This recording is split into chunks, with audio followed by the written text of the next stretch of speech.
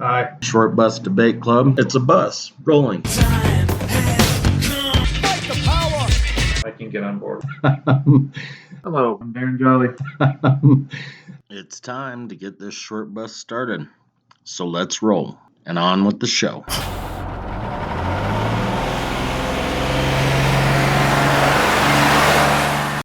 All right, welcome to part 2 of, drugs and entertainment. I'm Brian Courtney with Short Bus Debate Club. Drugs and entertainment. I don't know if that's the best frame. I don't know. You know, I was talking to Dave. That was one thing that Dave really liked. He's like, who comes up with the titles? I said, I pretty much leave that in the hands of Brian. He says, sometimes I can tell that it's funny. Sometimes I can tell that it's serious. And sometimes I'm just like, where in the fuck is that going to go? I was like, oh, I'll tell him that you said that. So he likes your titles, Brian. Good. My favorite title is How Much for a Blowjob? Yeah, he's that was actually the first one that he brought up. He's like, I think I'm gonna go for the blowjob next. I think that's what he said. All right, so that other guy that was just talking is Darren, in case you didn't know. Yeah, this is the first time I've ever been on the show. So at the end of the last episode, I kind of left you guys with a cliffhanger. Yeah, so tell us can you give us a time frame or? So I was still hanging out with, I don't know, I guess I'd call them the LSD crew. I mean, so it was the mid 90s then ish, yeah, probably 96. Okay. No, maybe not even that late. Maybe it was 94 and 95. Okay. We went to the Rush show, and who did you go with, without naming any last names?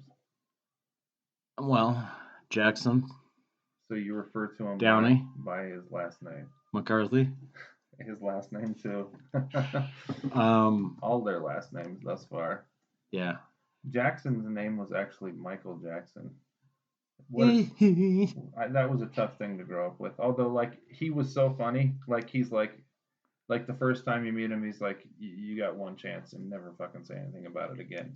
He was funny. Did you ever meet his dad?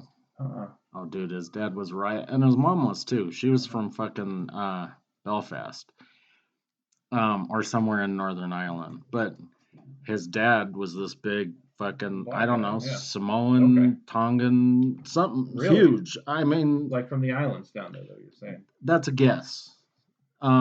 But it was Mike Jackson, except bigger. Big guy then. Okay, wow. Mike was a big guy. He was not little Mike Jackson. One night we were all in the pool and we were fucked up as usual, and the pool was closed, and somebody fucking yelled out the window, and of course me, being me, I yelled back, "Fuck you," something like that. And he laughed so loud, dude. And it was Jackson's dad. So I got along with him. Oh, because they lived over in the same places that your aunt lived over back then. That's right. I forgot about that. Yeah. Okay. Yeah. So I'm at the Rush show with these guys, and I don't ever remember just doing one hit of acid when I was rolling with them. Mm-hmm. I don't think that Mike ever just took one hit of acid either. If acid was broken out, it was like, or Josh, here, do you want? Or Sean. Here's 4. Yeah. And I've got more if you need them. Yeah. So. Do you remember what it was that you were eating? I think it was the green keys. Yeah, the green keys. Some of those were really good, dude. Some of those were. I know it was some keys. Strychnine. But I think some keys were better than others. The black keys were very good. Well, they're a decent band too. Well, I don't know that there's a correlation. I hope for their sake there is, though. So I think it was the green keys. But so we pull up and we're right outside of Fiddler's Green, which I think they call Coors something now. Yeah, whatever. Yeah. And the sound was really bad. We then. Wanted to, dude. I loved Fiddler. Anyway, regardless of the venue. Okay. We pulled up, and of course, not only do we like to fucking hallucinate, but we like to get fucked up. And, you know, when you're on hallucinogens... Are those mutually exclusive categories? Well, I'm talking about adding booze to the equation. Okay. I just wanted to make sure I knew where you're at. Okay. So we went to the liquor store, and I had my fucking fake ID that I had bought at the fucking flea market. So we bought some beer, and I pounded like a fucking 6-pack of beer before we went in. And we got in so early that at Fiddler's with general admission, that's where you sit on what they call the green. Yeah. And it's this grassy area behind all of the seats.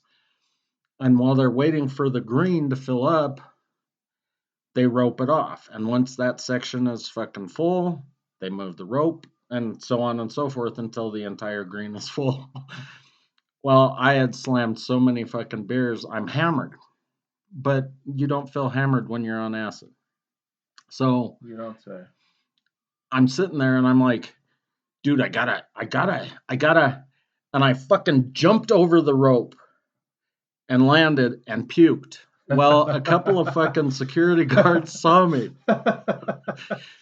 and they pulled me out. And I went back to this fucking room and I'm with all of these other fucked up people. Like there was this one girl who they had pulled out of the toilet and her hair was all wet and had puke and shit all in it. That's always a good look. There was another guy that was just all fucked up and he was trying to fight everybody. And they kept saying, that wasn't you looking at yourself? Yeah, I'm positive because I was really trying to get back in the show. And I'm sitting there and they're like, well, are you sure you're not on drugs? Your eyes are really big. Your pupils are dilated. And I was like, no, I just have really blue eyes. What does that mean? I just have really blue eyes. I don't fucking know. That's what I fucking said. But then I'm sitting there and she's like, okay, well, I think you're okay, but you just need to sit here a little while longer. So I'm sitting there and I look over and I see this really tiny cop. And it was a really tiny cop. Did he start singing We Represent the Lollipop Kids? Not quite that tiny, but still very, very tiny. And then another tiny cop came in. And another fucking tiny cop came in, and I'm sitting there thinking, fuck, we're after your Lucky Charms. I can't be tripping that hard to see shrinking people. And but I am just tripping fucking balls. And another tiny cop comes in, and then the tiny cops start wandering around where I am. And so there's 4 tiny cops. Their uniforms are fucking identical to the Arapahoe County Sheriff's. And it turned out that there's some sort of fucking tiny cop, I don't know, school. They were like kids? Yeah, they're fucking junior high kids or fucking high school kids that have these Arapahoe County Sheriff cop uniforms on because they want to be cops when they grow up. So I sit back there for 2 hours watching the girl that puked all over herself and the guy that's fighting. It might not have been that long. I was tripping. Time gets a little funny, yeah. So they're like, okay, you can go. Just go out this exit right over here. So I leave, and I'm like, motherfucker, they kicked me out of the show. They sent you out of the show? Well, that's what I thought, because I'm in this fucking fenced area, and I'm like, God damn it, you gotta let me in.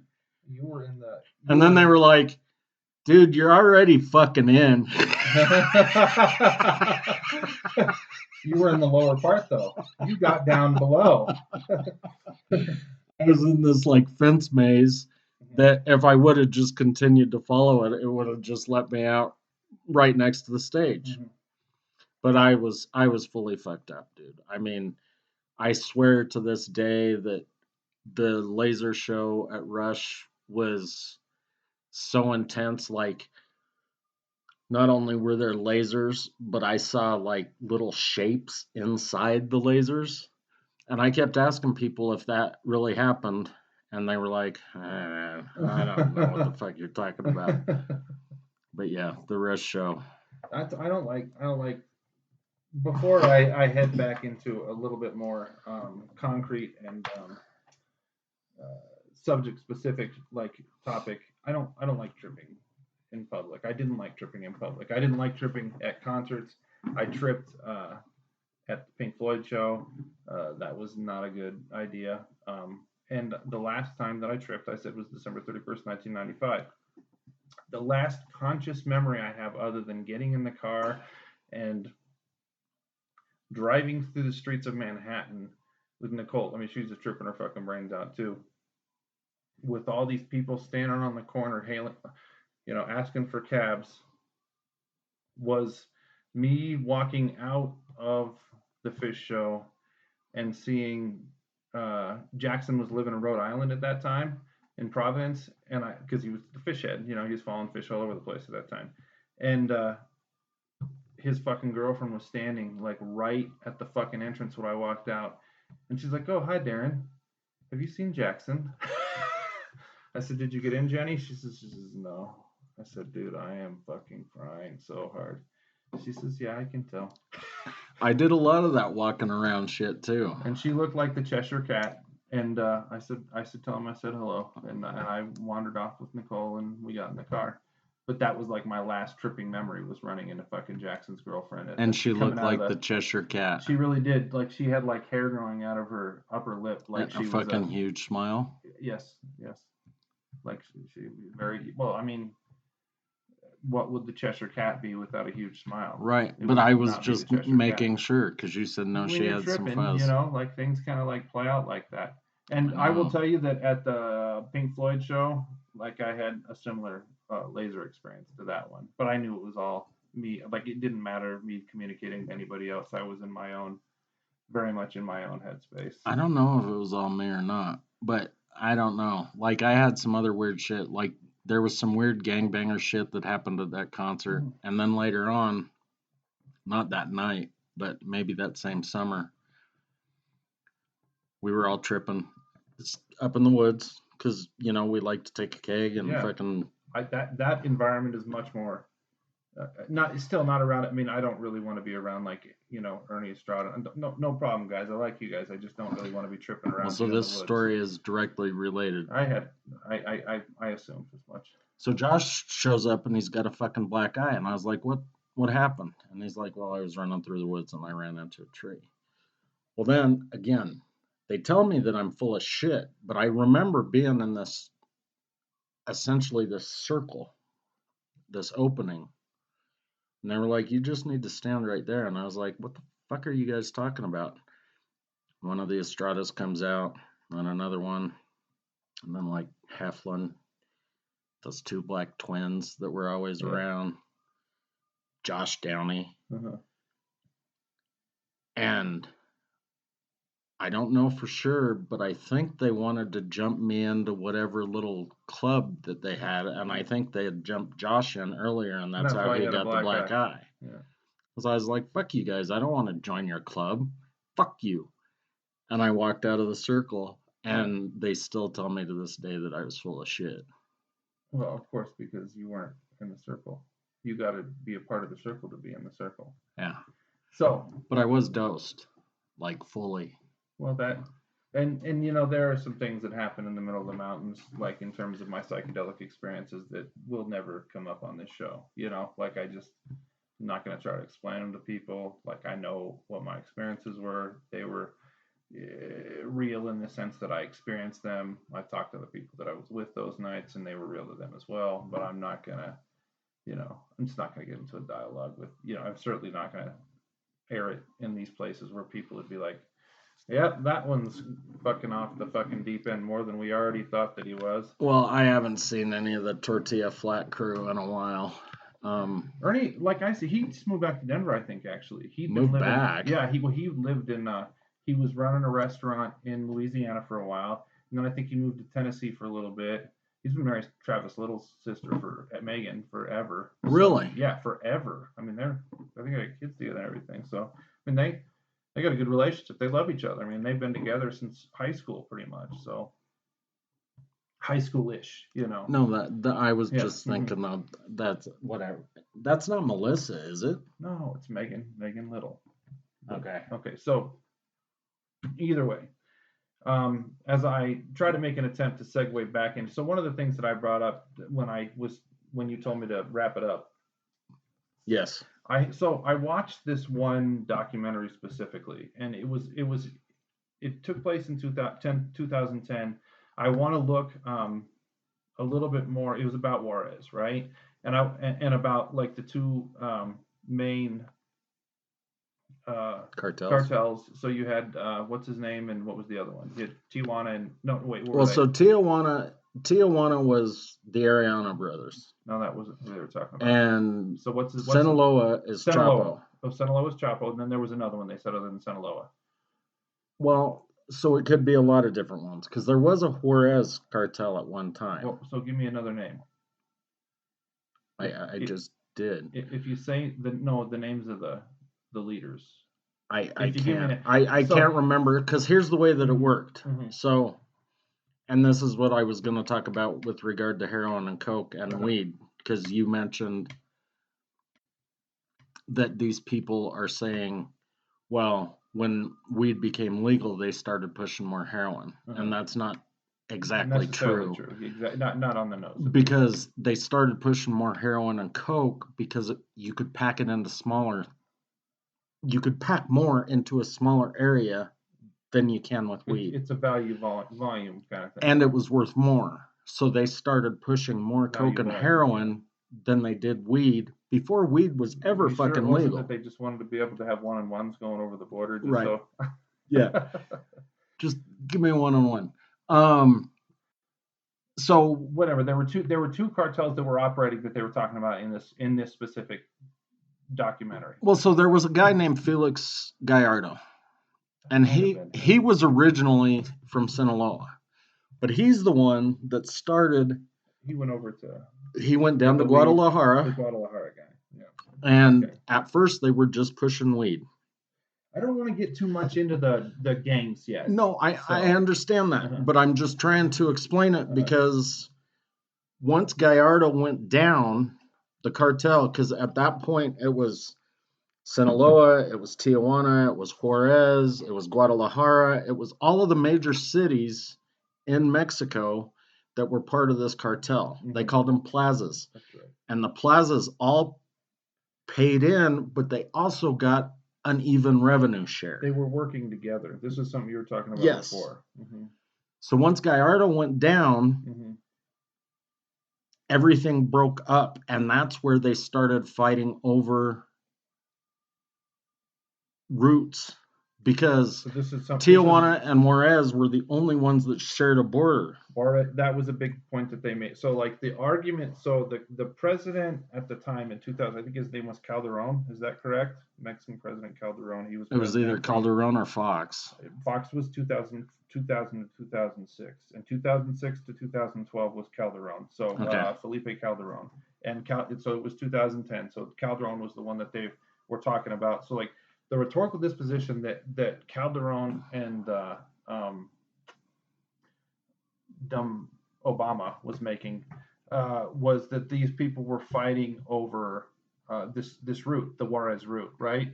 And all of the people that were ancillary to the people who were getting murdered, right? So the name of this, I guess I should preface, the name of the documentary was 8 Murders a Day, right? Because in 2010, that was the average number of people that were being killed in Juarez. There were a shitload of people getting killed, and it wasn't just people in the drug game. It was fucking press. So it was everybody. Cops. That's exactly the point that I was about to connect to. So the argument that was being made by both Calderon and Obama was that it was fighting over turf with regards to the Juarez pipeline, right? And what all of the people that were around this, there was a professor that was teaching at UTEP at the time. Now he teaches at Rice. His name is Tony Payan, really interesting guy. And then there was a publisher named Gerardo Rodriguez, who was associate publisher of El Dia Rio, I think is the diary. The diary essentially is the name, of whatever it was. El Dia Rio is Day of the River. But it means, I understand that's what it literally. Oh no, you're saying Dia Rio, yeah, not Dia Rio. Yes, exactly. Okay. So, but there were several points that they made. One of them was that, and everybody that they would interview that was ancillary to the people that had died were, like you said, these were people in media, right? That guy from Dia Rio, who's still alive today, they had to be really, really fucking careful, right? There was, and it wasn't just people who were in media. There was this mother of a girl who was killed by and she was protesting out in front of the Juarez government building, and they have film of this guy stopping 2 lanes out, getting out of a car, And chasing her down, and shooting her in the fucking head. I mean, I watched the fucking video, you know? So the argument that everybody was making inside of Juarez at that point in time is this had nothing to do with the cartels themselves. Then the 5% of the people, at least according to what they were seeing, everybody else that was being killed were people that were trying to upset the movement of goods in the area, trying to make it, trying to narc, trying to upset the movement of things. They were anybody that would give the cartel a bad name got killed. But they were still fighting over those routes. I mean, but it was a lot less people that were fighting over the routes. Most of the people that were dying were these other individuals. They were cops. They were cops. Sometimes medical professionals. They were cops, you know? That fucking ended up trying to play both sides of the fence. They're taking money from the cartel. Those incidents occurred. Yeah.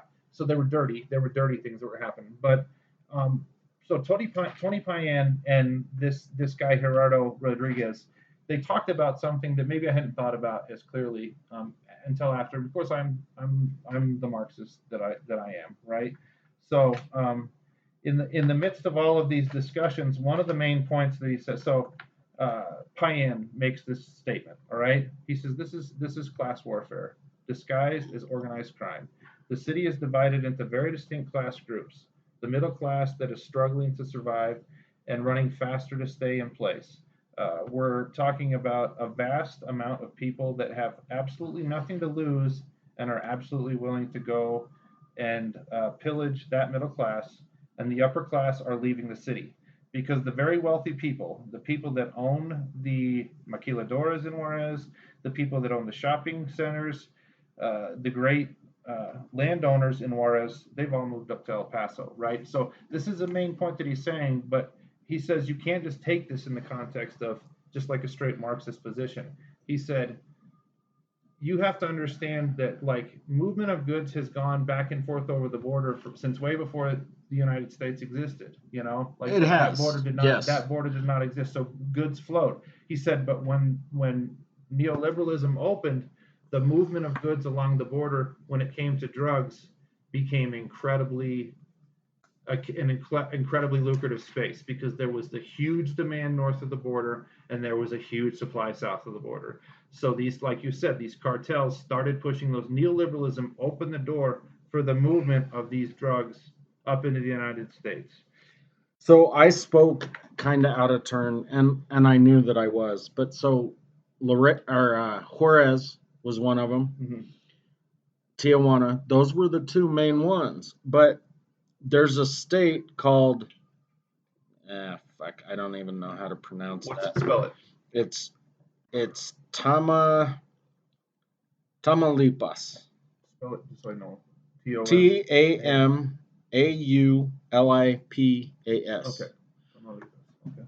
Okay. So that one connects directly to where Texas comes down to the Gulf. Okay. So Juarez is up here at Texas, and Tijuana is over under California. And the other one's further south. Yeah. So and the east.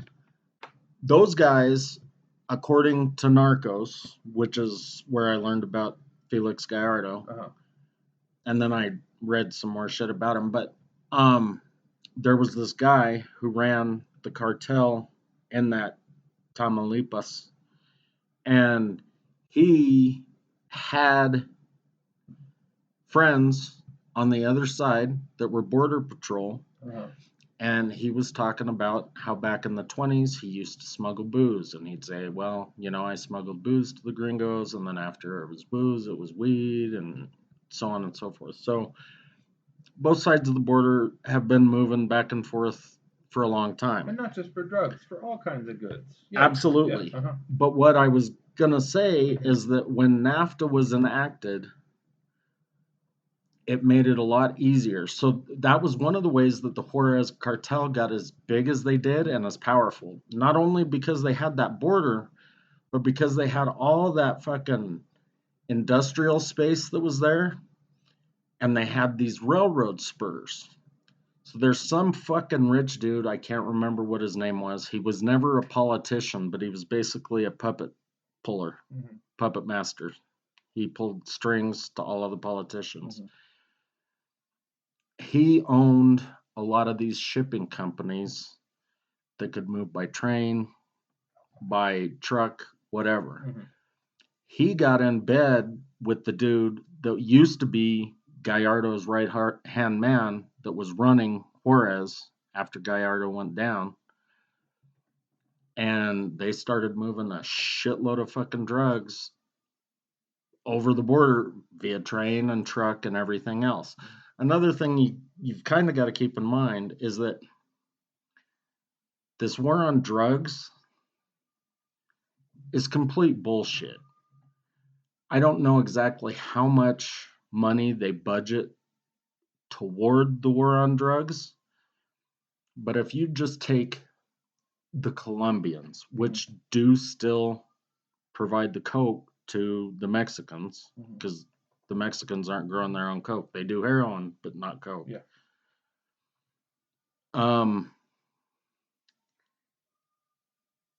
They have they're building their own submarines and shit. Seriously, dude. They can't stop it, and the ones that they are stopping are being stopped most likely on purpose. It's almost like, a grocery store expects a certain amount of shrinkage, which is somebody stealing some shit. Those fucking drug kingpins, cartels, they expect. It's the story I told about the Grateful Dead show, where they were moving around the nitrous tanks, and that guy told me they're going to take one, they're going to put it over here, they're going to have all these people standing over it bleeding it, but these 37 other nitrous tanks are going to be moving at the same time. Right. It's exactly the same idea. So you get no disagreement with me about the fact that it's all utter bullshit. I just a statistic about Mexico, and just since you brought Colombia up, right? So in 2010, this is just something that they talked about really quickly. And this kind of will allow me to transition into the point that I wanted to make about creating systems that will allow for us to transition to regulation in a meaningful and thoughtful way, right? So in 2010, the United States was giving funding for development because of the ways that the drug trade had affected. You mean to Colombia? Areas to both Mexico and Colombia during this time period. So can you give me a guess on what the numbers you think that were to Mexico and the number you think that was to Colombia? You mean this is in 2010? You mean as far as an aid package goes? Aid package for development as it relates to the drug wars, because the drug war in Colombia was huge forever, and the drug war in Mexico was huge during this time period. Huge. I'd say 1.25 million. For which one and for what? What for Mexico? What for Colombia? I would say it's probably similar for both. Not even close. Okay, so we give $11 million a year to Mexico at the time period. That's still not much. We were giving $250 million to Colombia during the time period. Yeah, but see, there's something different there, and I don't want to get into politics, but that Colombia thing is still fighting the anti-communist shit. Yeah, I don't want to go too deep into that, but yes, of course, what you're saying, there was something else that was going on with the Colombia. Because that's not just drugs. There's other things that are happening there. Okay, so in 2018, there was a new president that got elected in Mexico. His name is Andres Manuel Lopez Obrador. They call him AMLO because that's just too much of a fucking name, right? Well, they all have that many names, but but they keep it short for him, right? So AMLO is identified as how do you say this? How did they put it? He's basically a left-wing populist socialist kind of guy, right? He's more of a protectionist. He wants to roll back neoliberal positions, and he wants to start to redevelop social programs in Mexico, right? He's basically saying "fuck you" to the United States. Well, and he wants to give the land back to the people, right? I would assume that there's a little bit of that. What were they called? I told that. It's essentially a share farmer, except it's Mexico. Yeah, but there was a specific term. I know. Okay, I can't. So whatever. I'll remember it here in about 10 minutes. As soon as it's well forgotten. So, my big point is that My concern for legalization and regulation is this, right? It's the Gus comment to Charlie Wilson in Charlie Wilson's War, where at the end of it, when they had kicked the Soviets out, Gus says you need to stock the sheepherds. You know, you need to build some schools. What need else to are you gonna educate do? these people? Right. And Charlie Wilson's like, I'm doing everything I can, and then he tells him that the fucking crazies are rolling into Kandahar like it's a fucking bathtub drain, right? So my concern is that if you don't create a mechanism to where you facilitate a transition in political economy out of a drug economy in this area to a new sort of kind of economy, an economy to where people have hope, to where there's a possibility. Because right now, we have literally created the conditions for this drug economy to thrive, right? I mean, it exists. Well, it's the law of supply and demand. It's more than it's, but the way that we structured the political economy down there. Oh, it's you're more talking than that. about funding them and everything else, right? Yeah. Sending military down there and I'm saying that you need to create a transition so that these people who have all of these capabilities to just kill motherfuckers, like you have to create a space to where there's a new political economy down there, to where you stock the shepherds, to where you create a space of education. There was a statistic in the film that just scared the fucking shit out of me. All right, and this was 2010, but in Juarez, 10,000 children under the age of 14 had been orphaned as a result of the violence, and that was just in 2010. So what are those children going to end up doing? Because there's not enough orphanages to take care of them. They're going to end up attaching to the fucking cartels. They're going to end up doing things. If they end up in the fucking orphanage, there's a good chance they're going to do it anyway. I mean, because those, and but I mean, they control pretty much everything. They really do own the cops. Mm-hmm. Because, see, Mexico's similar to the United States. So there's municipal cops, which are the city. There's state cops, which would be Chihuahua or Tamaulipas or whatever, Oaxaca, Sinaloa. So then there's state cops, and then there's federal cops. Yeah. Generally speaking, they probably, and I'm saying probably because I don't fucking know, but they probably own most of the municipals and most of the states. And a solid fucking portion of the federals. I mean, because, okay, so we're talking about a different country, but Pablo Escobar was able to build his own fucking prison. I mean, he built it and then went there and they said, okay, we're not going to come within 2 miles of it. So he was able to run his entire thing from there. It's similar shit in Mexico, which is why we pulled Chapo out of Mexico and put him here. You made a point around that we need to deal with fully, right? And that is that despite the fact that he's here, there's so much. He's the richest guy in the fucking world. I mean, according to the numbers, right? Like, so even in fucking Supermax, he's still the richest fucking guy in the world. So maybe it would make more sense to kill him. No, to facilitate a space to where the people that are running his organization are utilized as part of this transition towards something else.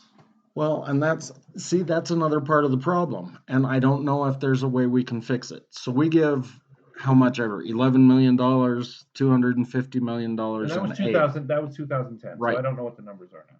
I was just using as an example. But what happens, again, I'm guessing, based on what I've seen in Mexico, but I'm guessing that 11 million gets chopped up between a bunch of fucking bureaucrats. Some of them buy a house, a couple of them buy a yacht.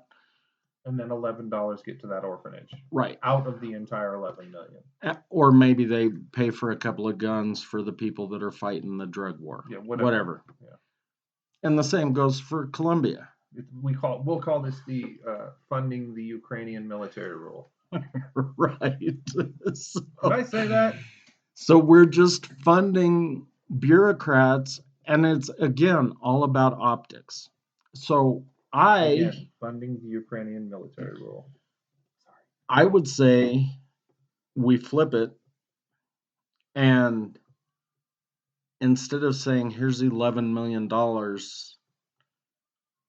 to fight drugs, we say here's $11 million, build a couple of schools over here, build a couple of schools over here, give this much money to these guys, and let it all through. That's so, so what I'm saying, I'm agreeing with you about the concept of opening things up in a regulated way. Yes. But we have to really, really, really think through. We have to think through both the stalking the sheepers thing, and we need to think through the how to deal with abuse. Also, much more clearly than we are now, to where we're like, and this is where when we tie it back, like when we get into the gang stuff next week, when we tie it back into the prison stuff, to where our intentions are not to use drugs as a way of constructing a market for fucking prisons anymore. Like, it has to be. That's what I want to happen. I know, but that's why I'm saying, like, if you're going to eliminate an entire part of a political economy, like in Mexico, where you're literally taking away their whole drug trade, like if we're going to systematically remove, everything that came out of the fucking crime bill, what 94 crime bill, if you're going to systematically remove that stuff, like, one of the things that when I used to sit there and imagine the revolution and read my Marx and all that kind of stuff that I really took for granted, right? Yeah. Is the fact that, like, and having worked at the post office now for 15 years, is the fact that I understand that the trains have to keep running, right? You have to be able to shift from one thing to another thing. And that's not going to happen without thought, coordination, and everybody buying into that. Well, no, but that's what we talked about 2 episodes ago. I mean, we said... Really? Completely? Well, we're not fucking completely talking about it now, but I mean, we started on it. Because if we don't get Mexico to buy in, if we don't get Colombia to buy in, if we don't get Burma to buy in, or Afghanistan, Pakistan, yes, whomever. Yeah, that's right. Can you call a country? Yes. A whom? Yes. I it sounded perfect. Don't overthink it, motherfucker. Keep going. Okay. Whomever. Yes, whomever. If we don't get them to buy in, then we run the risk of our legalization not actually working, which means we're not selling drugs because we don't have drugs. And then we don't have taxes, so we can't run rehab centers and needle exchanges and whatever. Don't fucking look at me like that. I'm gonna look at dick you like face. that. I'm just telling you. I understand that aspect of it, but we need to tease out, like, it's important that, like, all of these, so, like, people, if at some point in time people start to listen to this, like, we are making concrete policy recommendations at some point in time, but we're not just saying legalize fucking drugs. No. We're saying a lot of different things at this point in time. Yeah, and we are saying we need to go down there because not his son, but if Chapo's nephew can't manage to make a little bit of dough off of whatever that we transition this to, then so now the aid money goes to this. So we say, okay, we're going to give you $250 million, or we're going to give you 2% of whatever we make off of what we sell. Tax revenues, all that kind of stuff, which means that we become partners at that point in time. Wow, that would be a really. But that kind of works along with the idea of NAFTA anyway, right? Well, there's no, like, part of the reason why I put it this way is because I want to force people to understand that there's no, like, I don't agree. Like, I agree with the spirit of what old R.O.L.L, whatever the fuck that guy's name is. I agree. I agree with him wanting to help A.M.L.O. I agree with him wanting to help the Mexican people. Of course, that makes perfect sense to me. But like all of our future problems, all of our future endeavors are going to be rooted in something that we're going to have to negotiate writ large. That doesn't mean that I say you get rid of the, nation states, but you do have to understand that, climate problems, not something that paid much attention to invisible lines on fucking maps. Like, so I don't want to go too far away from the point that you're making, but yes, No. we have to understand that these solutions are things that we have to come to collectively, because what it is that allowed things to get so shitty is us doing these things together, where there was a lot of bargaining, but the bargaining was being done in very bad faith. I'm even willing to say, fuck it, let's roll 1.5% to the side for the CIA to do all of their stupid shit. Seriously. I'm only gonna go with that as long as we need to start acting in good faith a little bit better. You gotta have a black bag operation every now and then. I mean, we trained the entire fucking country in Nicaragua on how to fucking throw a black bag over somebody's head and kidnap not all of them. Just the Contras. We weren't trained in the Sandinistas. No, I think and now the ones in El Salvador that we trained, they're all part of fucking M13 and killing motherfuckers all over the place. You mean MS-13? MS-13. They're the kids of the MS-13. They're the kids. The MS-13 are the kids of the people that were trained in El Salvador. Yeah. Okay. So I just want to make one more point, and this is kind of along with what you were saying, because I didn't think of how bad the United States might fuck things up if we do actually legalize things. But here in the United States, we've got some farmers that are fucking starving, and we've got some farmers that are fucking rich as shit for doing absolutely nothing. And it doesn't matter the crop. It can be wheat, it can be beets, it can be sugarcane, whatever.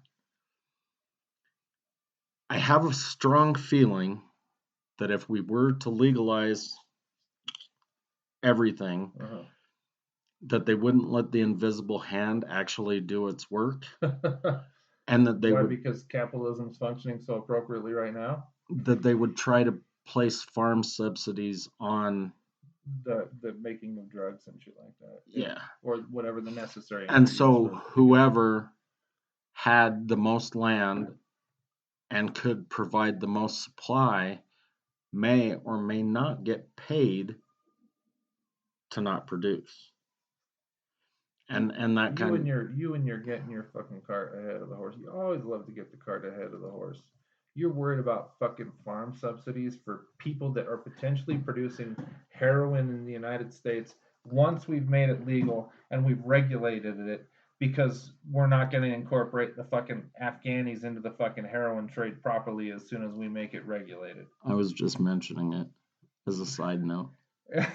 You love to get the fucking, it's always in front of the horses. Like, we can worry about that as soon as we get to the point where like we filled in all these other places. I'm sure you're right. I mean, ultimately we're trying to create a space where this whole system is reproducible at some point in time. I mean, at some point in time, we should start teasing out some of these obnoxious concepts like... You sound like you work at the post office, dude. What do you mean? How does that... What did I say that... Did I say that... The reproducible thing. Because I know that everybody wants these reproducible results. We want this many... That's Marx. Actions that's Uncle Carl. All day, every day. That's fine. But I mean, Nobody they call talks them about social reproduction inside the post office. Key performance indicators is what I was thinking. Nobody talks about key performance indicators inside the post office. They do when they used to have a fucking smiley face that you had to hit. That's gone. I know. It doesn't matter. I was just fucking with you anyway. I actually got on camera. I took it and I was like fake, like slamming it on the ground. Key performance indicators. When were we talking about that? Was a long time ago, but that never got on any of this stupid shit, right? Why were we going down the key performance indicator line? That Lean Six Sigma shit and all that stuff. No, I you mean back then or now? Then It doesn't fucking matter. it really does. No, it doesn't. Because every business wants to reproduce. You're talking shit about my use of the word of reproduction. Yes, I did. What because is that? Because you're putting in the context of key performance indicators. Yeah, the way that you said it, and because I'm a Marxist, dude. That's fine. I don't give a fuck what you call yourself. And what I call myself? Oh, I'm sorry. I don't care what you are. Are you they or them? Let me shine your fucking bald head for a minute, motherfucker. Key performance indicators. Get the cart in front of the horse again. Here's your fucking horse. All right. So we've been babbling for like 45 minutes, and everything that we said is absolutely fucking necessary for someone to think about where we want to be in the future. Regardless of whether you do drugs or not, you need to think about key performance indicators. and how they relate to whether or not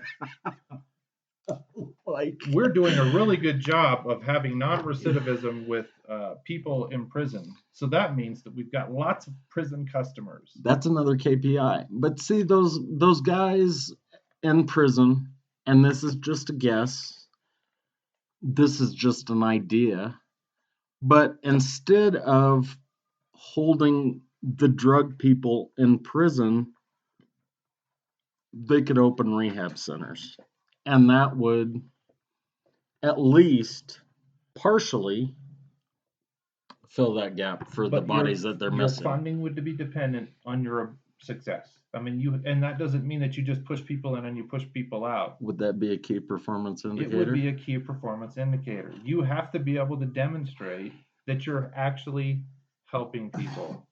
And that doesn't mean that you're reprogramming them or turning them into fucking robots, or that they're there and then you pretend for the next year that their statistical disposition doesn't count. And then when they come back in, then that means that they just were there the whole fucking time.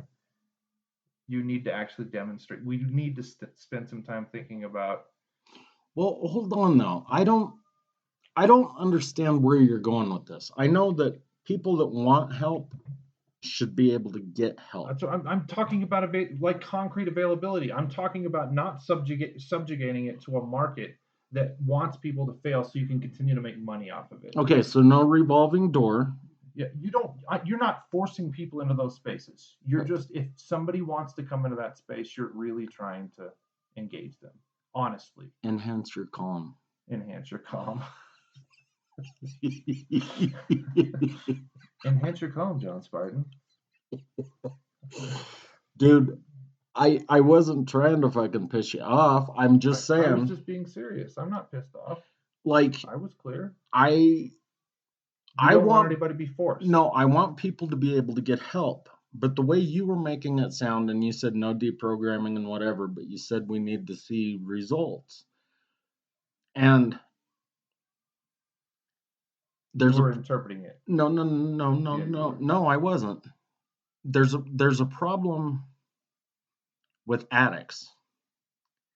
And that is they're addicts. And so, you know, the falling off the wagon thing, and I don't give a fuck what your wagon is. You know, maybe you jumped on the wagon because you wanted to get off booze. Maybe it was heroin, whatever. There's a tendency to fall off. So I'm not saying, well, maybe you want fuck it. I don't know what I'm saying. I want people. I think you were thinking that I was trying to force people, and because you want people to be able to make their own choices with regards to these things. And you don't want people to be forced into these spaces. No. That's the point Yeah. of the freedom concept that you so endear yourself to. You don't want freedom. You'd like to be fucking blocked into a fucking that's mental exactly what I was institution. saying, you fucking idiot. Because that's all there is. There's only Brian's kind of freedom or No. authoritarianism or totalitarianism. You stupid fuck. You need to enhance your calm, dude. Well, dude, you're the one that's you if you twist my words, which is what you just did. No, You I said was either trying my to figure freedom- out the freedom thing. Either my freedom or the highway freedom. I was making fun of the way that you identify with certain concepts of freedom in that moment because I knew that you would go down that space. You're the one that needs to enhance your calm, John Spartan. I'm fucking calm as a motherfucker. I'm calmer than you are. Anyway, I don't know. I'm calmer than you are, dude. I do want them to get help. But what I was getting at is that I think some of them are going to fuck up again. They're going to not fail. We'll just say that they're going to relapse. The shit's going to happen again. I don't disagree with that at all. And to be honest with you, like I said, there's a lot of things that we've talked about. I believe in clean injection sites. I think that I know. So there was this weird story that I read. Another anecdotal thing. Fuck yourself, Bill Maher.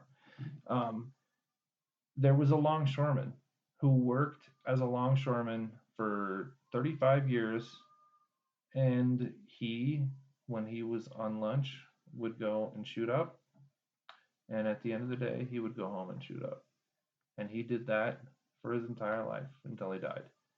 And I'm not saying that that's an easy thing to do, but there are people, and if you look at the way, like if you look at BC, or if you look, I mean, honestly, like if we look at the stuff that's gone on in places like Portugal, and I don't want to, I do think that we don't need to romanticize these spaces, and we're dealing with things on a scale that's going to be maybe bigger here, right? Because of the ways in which we've commodified heroin differently than maybe they have in other spaces where you have Cape Cod spaces where tons of people have become like that's the drug that people do up there. According, at least in 2015, that was what they were suggesting.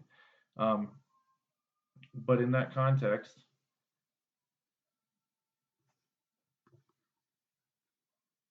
the way that we're going to negotiate these questions are going to be complicated. It's going to take some time. I just want to have an environment where we're a little bit more honest with regards to the way that we approach the question of rehabilitation. Because right now, rehabs in the United States are like in the Beautiful Boy movie, right? So he takes the first one that he takes his son to in San Francisco. He says, "What's your success rate?" She says on the high end, 75 or 80%. And he says on the low end, she says more like 25. He goes and sees Tim Hutton, right, who is the scientist who knows the truth about how the drugs affect the brains. He's looked at the brain scans and all that kind of stuff. And he goes to Tim Hutton. He says, I'm a writer. I'm not really here for a writing thing. I just want to ask you some questions of a personal nature. And Tim Hutton says, why? He says, because of my son. So they start talking, and he starts to talk about the ways that what part of the brain is it that I said earlier where it lights up red? The amygdala. The amygdala. Yeah, the amygdala lights up red when methamphetamine addicts get to where they're taking huge doses to repeat the process of trying to get to repeat the high. And Tim Hutton says, yeah, when they get to that space, it's just really, really, really difficult to get them out of that headspace. And that's when R.O.L.L alludes to the fact on the side that, he's, well, didn't tell me that thing at the rehab centers. And he says, yeah, he says rehab is in the single digits percent in terms of success. And I believe, in my estimation, that if we were negotiating things on a human level a little bit better, that I don't think that type of an environment would be in the single digits if the real goal of an institution like that was to help people instead of make money off of them. That's really like the only thing that I was sort of like trying to tease out in that space. I absolutely think that the main premise of what you were saying in the first place is absolutely true. When you are addicted to something, you are not going to become uh, you're not going to become not addicted to that thing unless you're ready to not be addicted to that thing. No, Everything's about freedom in those moments. but dude, everybody thinks that I'm just joking, I think, when I say this. But, you know, I'm an alcoholic. I always have been. I just don't drink anymore. I'm still an alcoholic. If I quit doing whatever it is I do, I'm still that. I'm just not doing that anymore. Okay. That's all I'm saying. And so that's why people fall off the wagon. I probably didn't fall off the booze wagon or even get on it because I had another crutch. So that's, I mean, that's like the personal thing in relation to it, and I understand how that illuminates certain things. And I'm not wanting to get into a technicality over when you're addicted to something. Of course, you're always addicted to that thing. That's not ever gonna. That's all I was Yeah, saying. I I mean, wasn't trying to fuck with you, dude. no, no. Well, I mean, you were saying something else about freedom too, in relation to it. I don't believe you if you're trying to alter the trajectory of your argument like over to that space. You were saying something else about the purpose of centers like that and stuff like that. And you No, see, I want those centers to be everywhere if we can. yeah, that's yeah. I'm not. That's I mean, I'm getting into the weeds right now. Okay. So So look, I know we didn't talk at all about entertainment except for the Rush concert, maybe. we talked about And entertainment. We talked about the wonderful documentaries where a 23-year-old girl died of an overdose. but wasn't that mostly in the last one? Well, in this one, we talked about this. I mean, we talked about a practical way, like the fact that if you want to legalize drugs, I think this is important stuff. the That isn't what I regulation, was saying. that's entertaining. But I'm just trying to like figure out I'm because very I entertained think right now. so right now we are at about 60 minutes. Okay. So Do you want to try maybe to entertain? You want to do like a magic trick or something? maybe we got 15, 20 minutes more. Do I you want a don't know. magic trick? No, do a fucking magic trick, dude. Well, entertain. So you just fucking disappeared? That's your magic trick? Yes. Nicely done. Nothing up my sleeve. Fuck face. No, I'm just trying to figure out like do we keep talking about this or do we Well, I don't think that you're thinking about this too much. I mean, if we have more to say, we say things. We talked we've about the got a regulation lot and more stuff. to say. There's all, but well, yeah. I mean, come on, dude. This is you and me. I mean, we rattle on like the clapperbone of a goose's ass, dude. I mean, seriously. but I mean this is important stuff. The just the regulation alone. Uh-huh. That's so complicated, dude. It's I brutal. I understand that it is complicated, but if we could regulate it at a federal level to eliminate some of the shit that we were talking about with the legalization of weed, if we could regulate it, then again, maybe those people that truly want help but are fucking scared come forward. Well, of course, because it's not you're not locked up in a criminal space every time you're fucking Right. I mean, so there was one instance that I was watching on the which one? No, it was the Cape Cod one again. And this kid is fucking overdosing on the fucking ground, and they're filming it. And this his buddies, he had him on his side, and he was trying to, but then he moves him onto his back because he's trying to do some like heart, trying to get his heart going and all that shit. And a fucking cop shows up, and the cop is clearly going through the a very specific regimen of what he's taught to do I think he had a little pack on him, so I think he had some narco with him, right? Or narco is what it's called, right?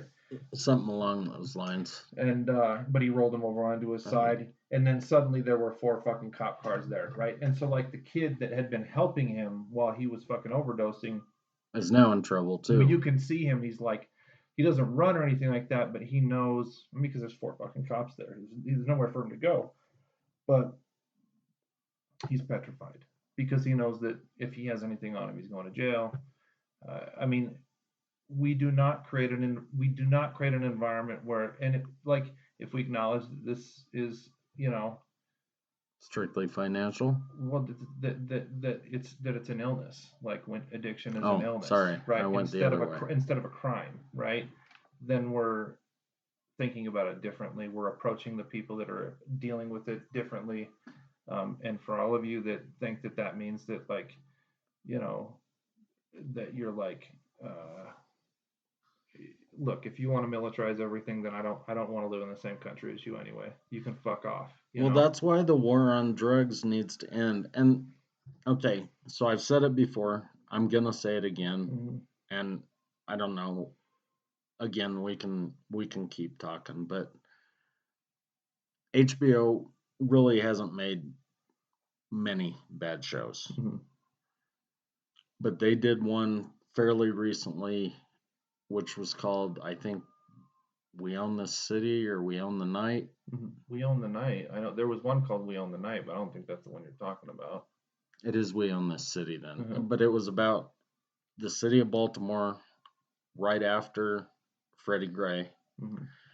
And so the riots had already happened, but it showed, how, like at this point, the police were hesitant to do anything because it seemed like everybody had cameras and they were being watched. So they were letting people walk for stuff that they normally would have been arrested for. And some of it was bullshit, like fucking loitering or whatever. But some of it was probably real fucking crime. And in the show, the chief of police says, they made the mistake of calling it the war on drugs. And when you're in a war, you don't have police anymore. You have soldiers, and they're used to fighting. And that's what we've created from New York, Manhattan, down to fucking San Diego, all the way across. Everybody is just militarized and ready to fucking knock down a door without any probable cause, more than likely. But I mean, and just take down people that may or may not have drugs. And our police shouldn't be doing that. Our police should be protecting us. And maybe I'm romanticizing what cops do. And that's fucking strange because I fucking hate cops. But maybe I hate them because of the way they were trained, because they're in a war and not policing. They need to just be retaught what it is. That's so one of the last people that I had a connection to in the Beyond Chicanismo stuff was um, Nick and Danny brought in this guy named Chesa Boudin. Did I talk to you about him at all? So his parents were Kathy Boudin and I can't remember what his fucking dad's name was. He was raised by Billers and Bernadine Dorn though. So like his parents were Weather Underground people. You have talked to me about. Yeah. And I ended up taking him to the airport when he left.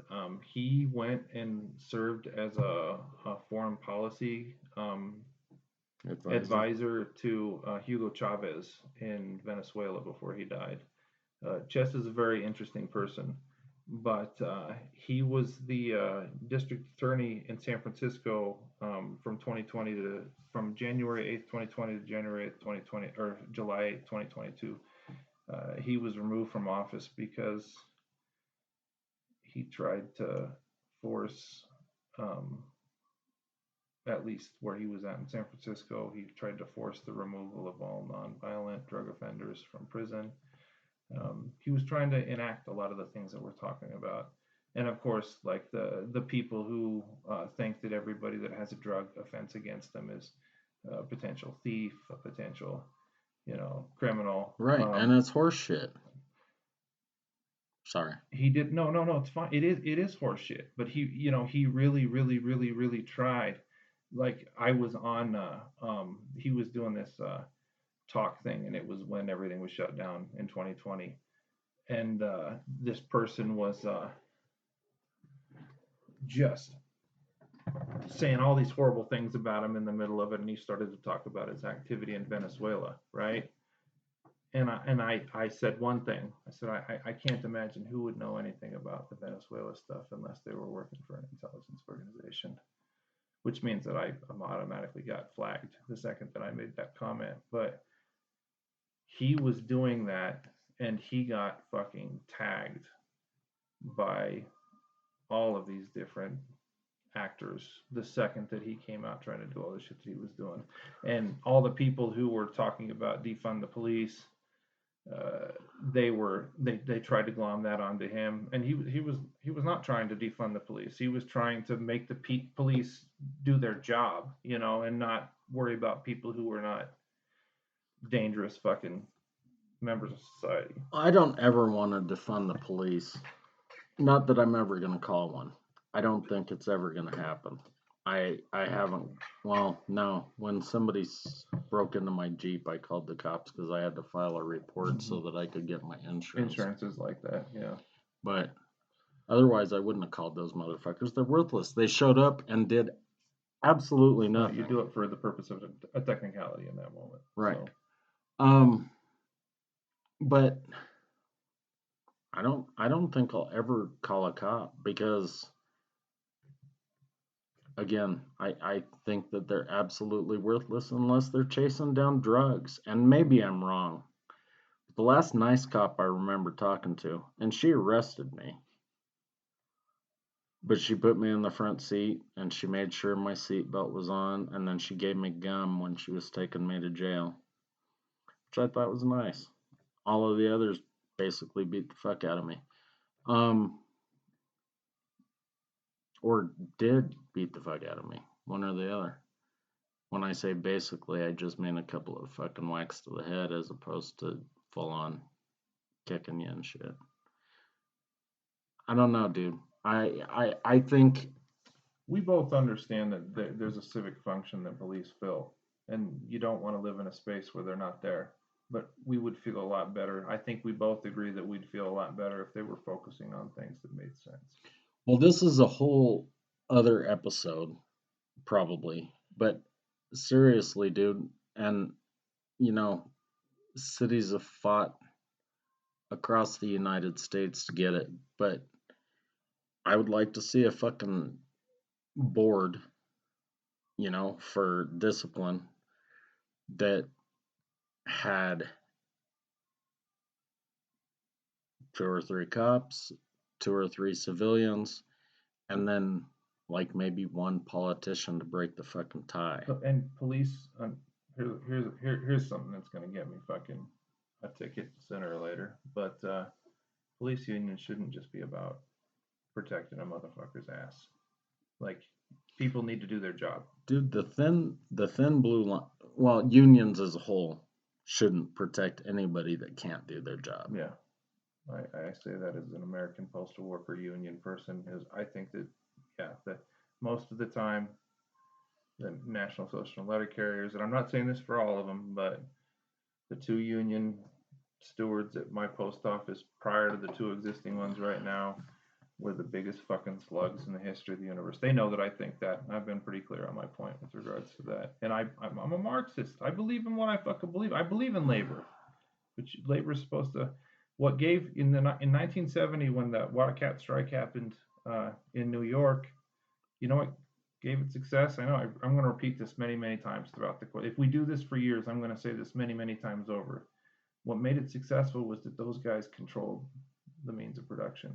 They knew how to do their fucking job and they did it.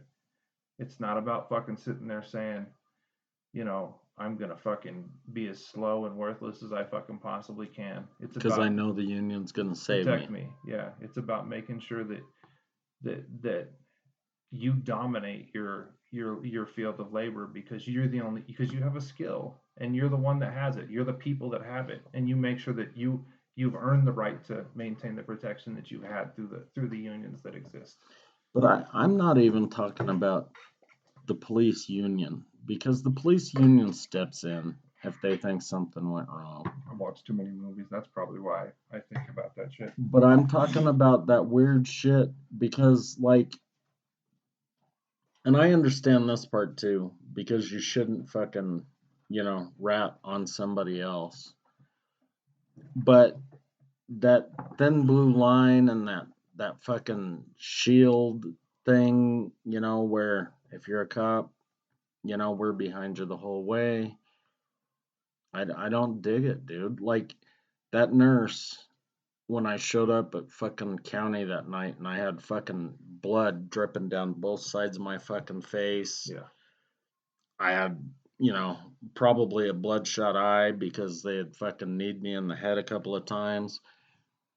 And then I don't even want to talk about what they did to my ribs and shit, but she's cleaning up the blood off my head and she's like, "What happened to you?" And I was like, "Those fuckers kicked the shit out of me." And at that point, she just said, "Oh," and kept cleaning my head and didn't talk to me anymore because she was at that point protecting them. And dude, I mean, the only thing that I did was talk shit about the Bill of Rights and how they couldn't fucking tell me what to do. Did you ever see the movie Pride and Glory? It's got Ed Norton in it. His brother's the red-haired guy, Ginger. His dad is what the fuck is his name? John Voight.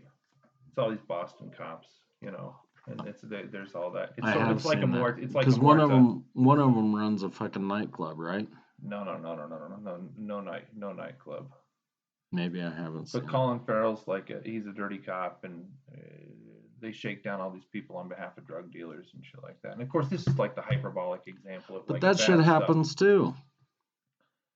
Yeah, this is why you can't look. If you believe in the law, you believe in the fucking law. That doesn't mean like we've said. There are moments when things have to happen a certain way, and the omerta comes down, right? But when you're the defender of the thing, it's your responsibility to defend that thing, not to sit there and be a fucking, to beat the fuck out of people, send them to fucking jail, and ever to maintain a permanent state of silence because they're all thinking that everybody that walks into a jail is nothing but a fucking criminal. Well, and again, this is probably another episode, but I think besides the fact that we need a board for discipline that includes citizens, I think we also need some fucking heavy duty psychological exams for police that are coming in. Now, certain jurisdictions are going to argue we don't have the funds, yeah. Not necessarily the funds, but we don't have that type of we can't do that because we have these positions that need to be filled. So we can't wait around for that perfect candidate. Because a lot of these guys are just as fucking whacked as the criminals they're supposed to be protecting you from. Anyway, You're right. It's this right here is a whole nother episode by itself. it is absolutely Because austerity in relation to the police department is the same as austerity in relation to the post office. Anything that's a public position is so lean right now. Like, But I'm not just talking except for about prisons. austerity because I mean there are certain jurisdictions that have money, whether it's from the Not mill most of them. levy, maybe not. I mean, I don't know. Absolutely not, dude. Absolutely not. But we can do that on another episode. Yeah, that's a finance thing too. But anyway, so look, I don't watch Rush, watch Scarface, Say hello to my little friend. watch Half Baked. Dazed and confused. You know what I like about high school girls? I keep getting older, and they just keep saying this, staying the same age. You know, nobody talks about that line from Matthew McConaughey. Everybody talks about fucking Time to Kill and True Detective. True Detective was wonderful. Best fucking one of my favorite characters of all time. Probably not the best. Dude, you Line. know you have some fucking flat circle shit everywhere in here, right? There's a flat circle on that vase right there on the bottom. Those plates that you have in there, there's a flat circle. Time's a flat circle, dude. I know. Okay. So we're coming up on a minute 15. We can keep talking if you want to try. I mean, I gotta go to bed. I gotta work at the post office tomorrow. I gotta go and serve the public in the way that I do. all right. So I think we kind of tied the last three together, but we kind of rambled a little bit. Maybe that's No. We gotta do the next one. We're gonna tie it together too because we're gonna do gangs this week. well, we are gonna do gangs, but I mean, because we did drugs, three. Okay, so drugs 1, drugs 2, drugs and entertainment. drugs and entertainment. I don't like that title. I mean, that's a little bit ambiguous. It could be misleading. That we could be really telling people that everyone should do LSD and mushrooms, and I don't know that I really think that that's the message that I want to send the world. I don't mind sending that message. I already said it. Okay, you But, can send I that mean- message. I'm not going to send that message. Jesus Christ, motherfucker! Have another bowl of red beans and rice. I know I'm in some trouble, dude.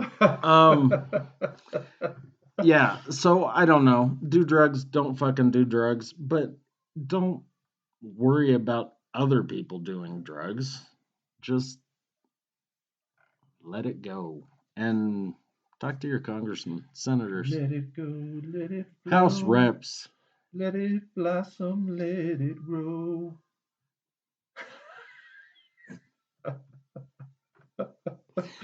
All right, I don't even fucking know what else to say. 720-334-ROLL. Shortbusdebateclub at yahoo.com. We will talk to you in a few days about gangs, and that's going to tie back to drugs and prisons, obviously. So, and maybe even the military if you're lucky.